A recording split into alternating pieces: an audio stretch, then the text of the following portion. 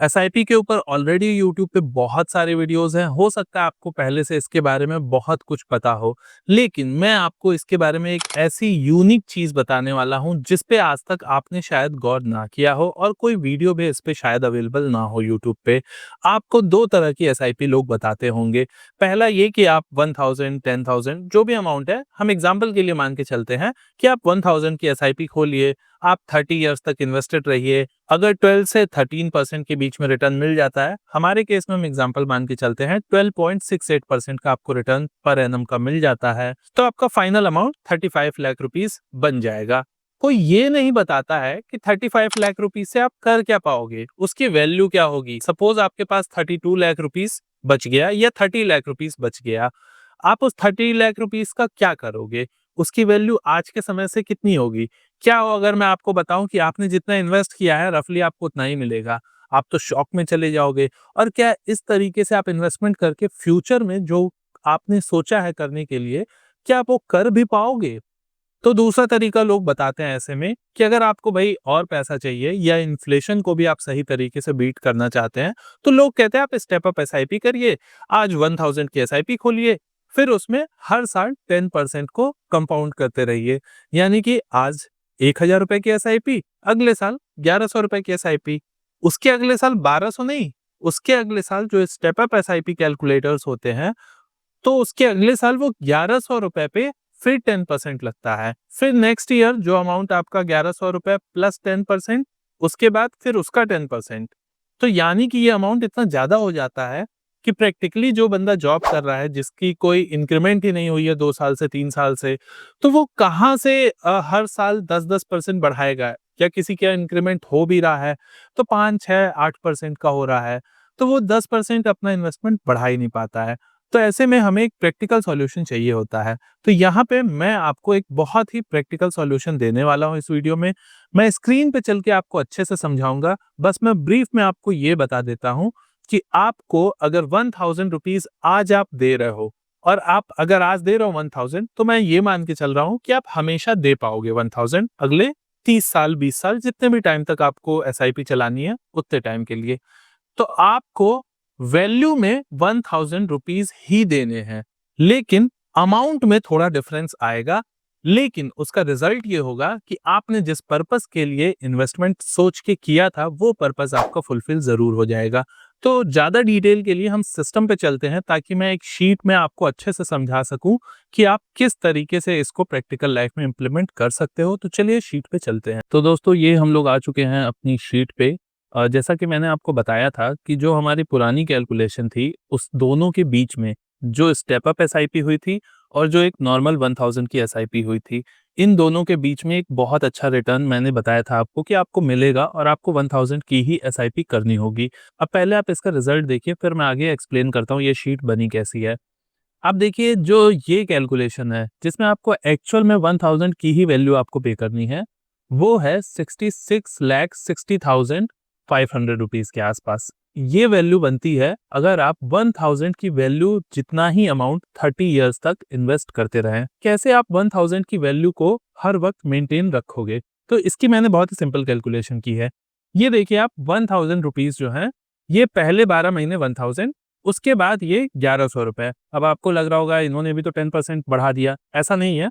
आप अगर आगे देखोगे, तो जब आपका 1100 का 24 मंथ खत्म हो रहा है यहाँ पे, तो यहाँ पे जाके ये इन्वेस्टमेंट आपका अगली बार 1100 रुपए का 10% नहीं है, बल्कि 1000 का ही 10% है, 1200 रुपीज।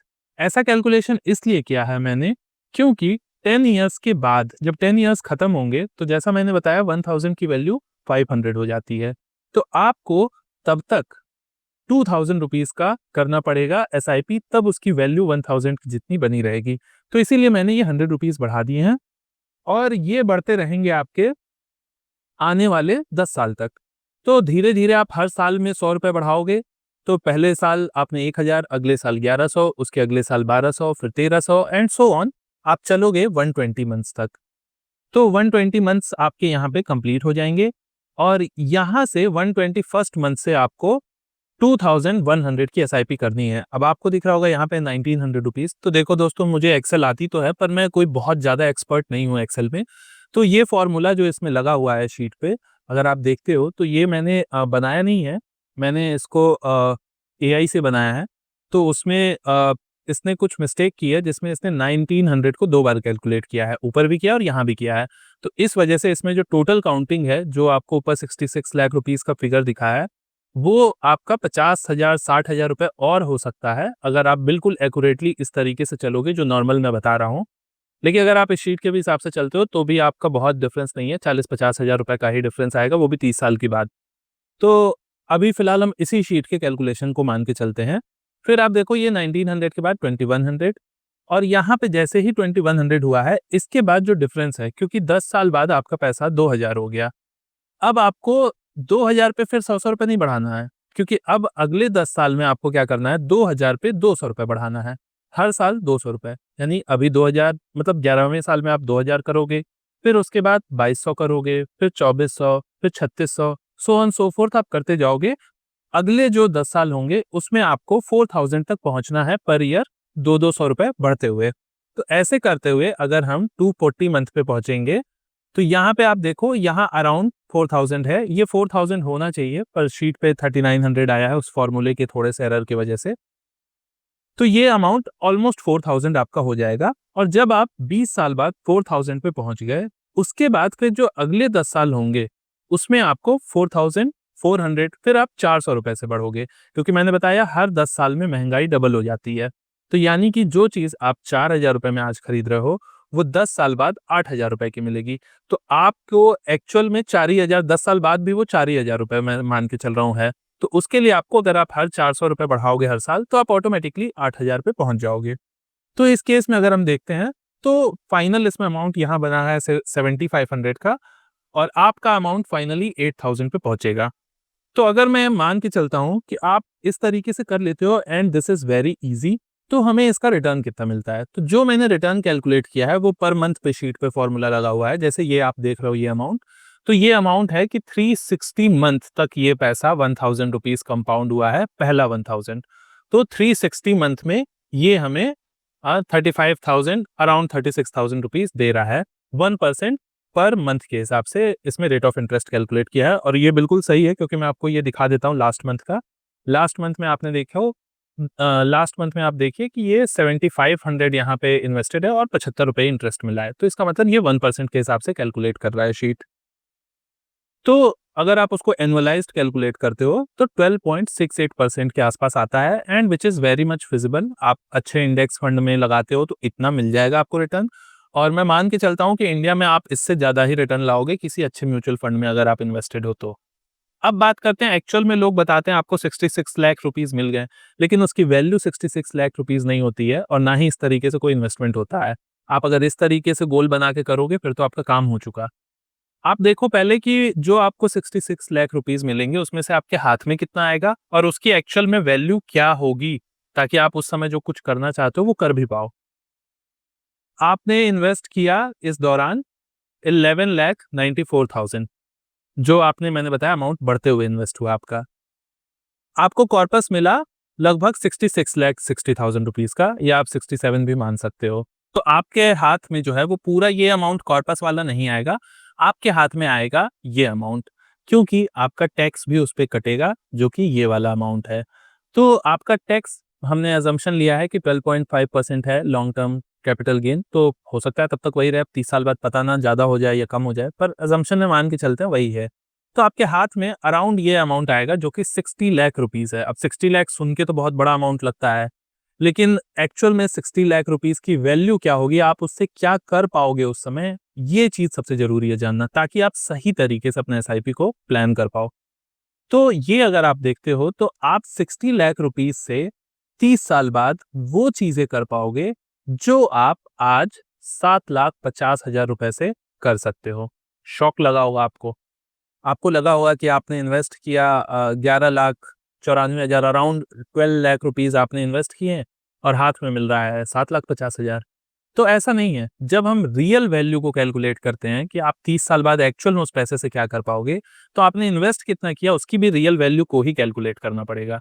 तो आप यहाँ पे फिर ये नहीं देख सकते कि आपने 12 लाख रुपीज इन्वेस्ट किए हैं। आपको देखना पड़ेगा कि आपने हर वक्त 1000 रुपीज की ही वैल्यू इन्वेस्ट की थी। अमाउंट नहीं, वैल्यू 1000 की ही इन्वेस्ट की थी। तो आपका एक्चुअल इन्वेस्टमेंट जो था वो 3,60,000 रुपए था, ना कि 12 लाख रुपए, अगर आप वैल्यू से देखते हो। बाकी अमाउंट तो 12 लाख था ऑब्वियस है। तो अगर आप सिर्फ अमाउंट देखोगे 12 लाख रुपए, तो फिर आप देख सकते हो कि आपको मिला 60 लाख रुपीज। देखिए, अगर वैल्यू देखोगे तो आप ये समझो कि आपने इन्वेस्ट किया 3,60,000 रुपए और आपको 7,50,000 या 7,50,000 रुपए आपको मिला। तो जो चीज आप 7,50,000 रुपए से आज कर सकते हो, वो आप 30 साल बाद 60 लाख रुपए से कर पाओगे। यही है एक्चुअल में जो आप जब प्लान करते हो कि आपको 30 साल बाद या 20 साल बाद कितना अमाउंट चाहिए, तो अमाउंट एग्जैक्टली तो हम नहीं निकाल पाते हैं। तो एक रफ आइडिया हम लेते हैं कि आज अगर हमारे बच्चे की पढ़ाई के लिए 10 लाख रुपए हमें चाहिए, तो हम उसे कैलकुलेट करते हैं कि 10 साल बाद हमें 20 लाख चाहिए होगा, 20 साल बाद हमें 40 लाख रुपए चाहिए होगा और 30 साल बाद 80 लाख रुपए चाहिए होगा। तो जो काम आज आप 10 लाख से कर सकते हो, उसके लिए आपको 30 साल बाद 80 लाख रुपए चाहिए होंगे। एक रफ आइडिया इन्फ्लेशन को देखते हुए हम लगा सकते हैं 10 साल में डबल। हालांकि बहुत सारी चीजों में आप देखते हो 7-8 साल में ही डबल हो जाती हैं प्राइसेस, पर रफ आइडिया आप लेते हो तो बहुत सारी चीजों को मिला के 10 ईयर्स आप ले सकते हो। तो ये बेसिक कैलकुलेशन हो गई आपकी। और इसमें अगर आप देखते हो तो ये हर तरीके से विन विन है, क्योंकि फिलहाल आपके समझने के लिए हम लेके चलते हैं।